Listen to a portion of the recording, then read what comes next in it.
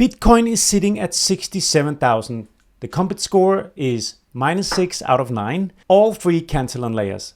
Liquidity, equity, risk, flashing red simultaneously.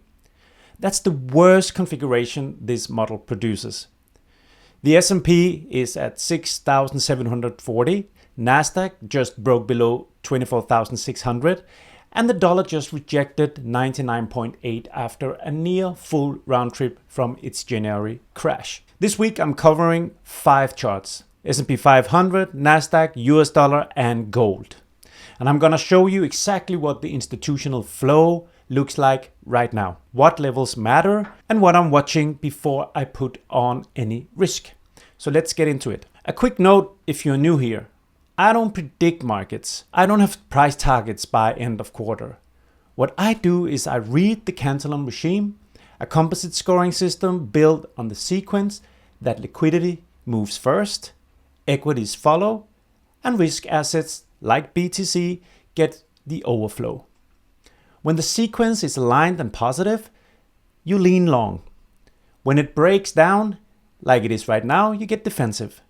Simple framework, rigorous execution, and let's apply it to this week. Before we go instrument by instrument, here's the macro picture in one read. The Cantillon flow across everything I track is either full risk off or speculative right now. BTC is the worst at -6.9 with all layers failing. S&P and Nasdaq are at -3 to 9.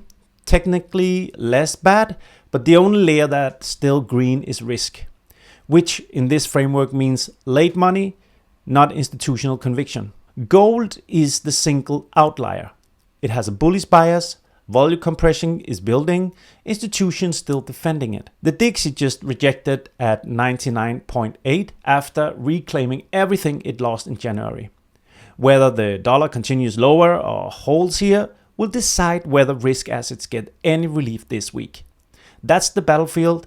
Now let's go through it. Start with the dollar because everything else is downstream of it. The dollar has had an extraordinary 2 months.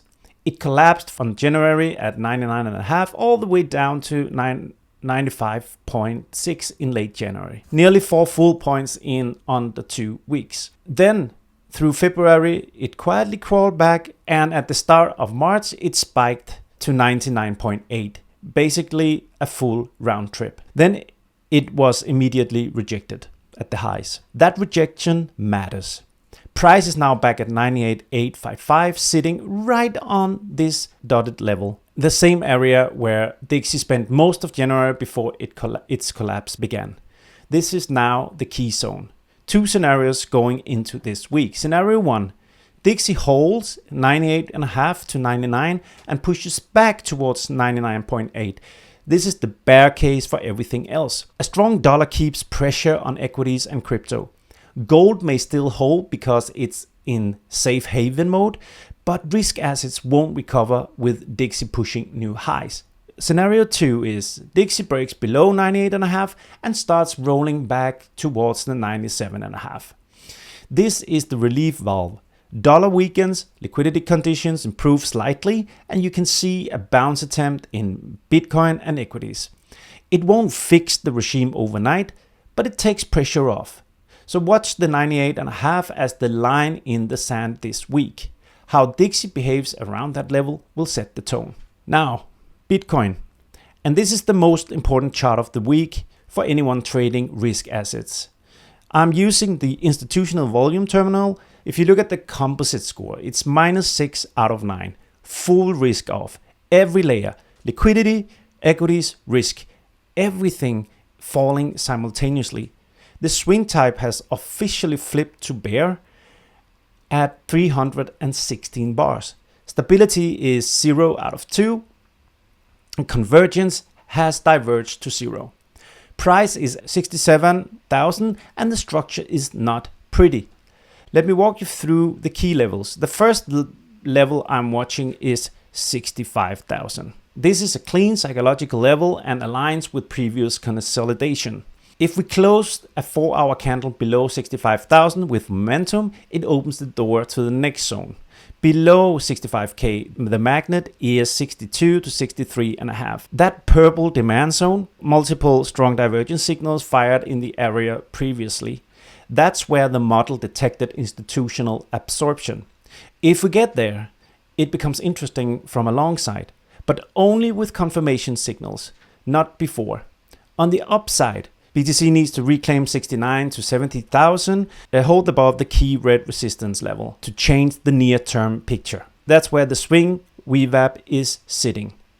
As long as price is below, every bounce is a potential distribution trap. Oh, and just to mention, the VWAP deviation is only a 0.5% minus right now. So we are at an inflection point, and if we can reclaim the VWAP, then we should start looking for longs. But if it doesn't break above VWAP, if it doesn't reclaim VWAP, chances are that we will see the targets at 65.5 and the low value area at 63,000 again. All right, quick one. Everything I'm covering here, I publish in more detail every week on the Cantillon report. That's my Substack. Free subscribers, they get a weekly regime reads and flow updates. Paid members get the full dashboard, the instrument breakdowns, and access to the masterclass I'm building right now. I'm 4 videos in, covering the full system from scratch. The link is in the description. It takes 30 seconds to subscribe. Now, equities. S&P 500 has a -3 out of 9 on the composite. The VWAP deviation is at -2.14%. Price is trading well below the institutional anchor. The swing is technically still bull at 456 bars, but stability is 0 out of 2 and convergence is fully diverged. That bull swing is a structural label. It's not a trading signal, so don't let it fool you. Okay, the levels, 6,804. That's the key resistance zone. It's the red line on my chart. It's the point of control. This was support throughout mid-February, then broke down. It's now acting as resistance on every bounce attempt. The market tried to reclaim it 3 times earlier, failed each time. Until price is back above this zone and holding, the path of least resistance is lower. The purple demand zone, it's a 6580 to 6540. This is where I expect institutional buying to emerge if we get there. Multiple strong divergence signals fired in a similar zone on the way up.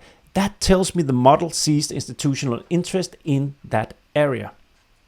But we need to get there first. So what I'm watching, does S&P hold 6,220 on Monday's open? If we gap down at that level and we can't recover it intraday, 6,640 becomes the week's target. Nasdaq is telling the same story as S&P 500, but the numbers are uglier. We have a VWAP deviation of 2.4, the most stretch of the equity indices. The model is reading -3 out of 9 composite and speculative flow. And divergence diverged at 14%. When divergence is building like that, the indicator and price are starting to disconnect. And historically, that resolves in the direction of the trend, which is now down. The bull swing is at 435 bars. That is still technically in play. But again, stability is 0 out of 2 not being defended. The key levels are 24,800 is the first ceiling. There was a cluster of S2 signals and strong divergence read around that level. Price bounced, failed, bounced again, failed again. Short-term bears are defending that level hard. The next level is 24,400 to 24,450 is the immediate support. Price is currently sitting at 24,641 and we're between those two levels and compressing. A break below 24,400 and volume opens up to the next zone, which is 24,000 to 24,150. That is the deeper support. The previous accumulation area from January. That's the real floor for this swing. Below 24,000, you're looking at a genuine structural breakdown in Nasdaq, which would drag everything with it. On the upside, Nasdaq, if that gets above 25.2 and hold it, that's where the MAC VWAP sits Until then, I'm not interested in longs on this instrument. And here's where the story gets interesting. Because gold is the complete opposite of everything I just showed you. Gold is showing bullish. The VWAP deviations is plus 12.3%. Institutions are sitting on enormous paper gains here, and they are not selling. Swing age is 504 bars. One of the longest bull swings on my radar right now. Stability is 1 out of 2, the only instrument with any positive stability reading today. The volume compression is building at 80%. And that 80% number, it's important. It means volatility is coiling when compression releases in the direction of the prevailing trend. And the trend here is clearly up. The move tends to be fast and one directional. That's the setup building in gold right now. So let me walk you through the levels. 5,000, that is a clear support, and that must hold. This level has been tested 3 times since December and defended aggressively each time. You can see strong divergence signals firing every time price approaches that zone. That's institutional buying. As long as 5,000 holds on a daily close, the bull structure is intact. 5,100 to 150, it's the current near-term support, where price is sitting right now at 5,171. This is the first level to watch Monday morning. Does gold open up above 5,150 and hold it? That would be very constructive.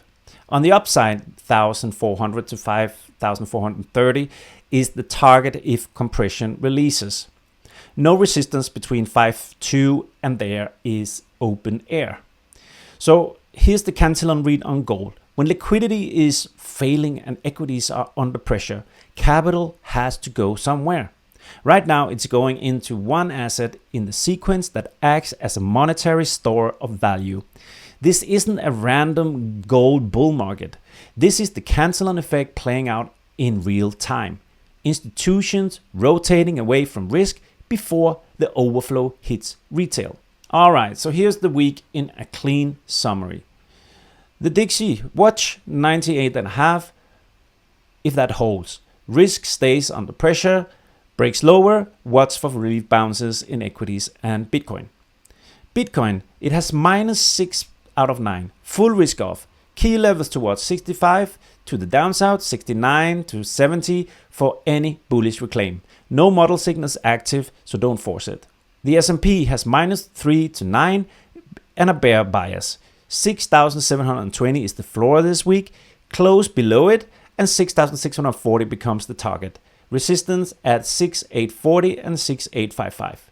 The Nasdaq is the ugliest chart right now. It's 24,400 is the immediate support. Below that, we go to 24,000. Ceiling is right now at 24,800. VWAP deviation is diverging, so watch that one closely. Gold, only bullish read on the board. Hold above 5,000, compression building at 80, potential for a fast move if it triggers. This is the institutional trade right now. The overall posture is defensive. The regime is -6 to 9 on Bitcoin and -3 out of 9 across equities. In this environment, not losing money is the strategy. So wait for confirmation, wait for signals, don't fight the flow. Okay, so that is the week. If you find this useful, subscribe.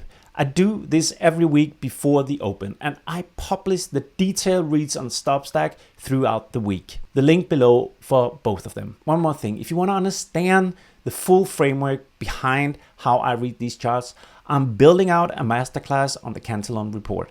It's only available to yearly subscribers, and we're already 4 videos deep. So the link is also in the description. So see you before the open. Take care now and trade safe. Bye bye.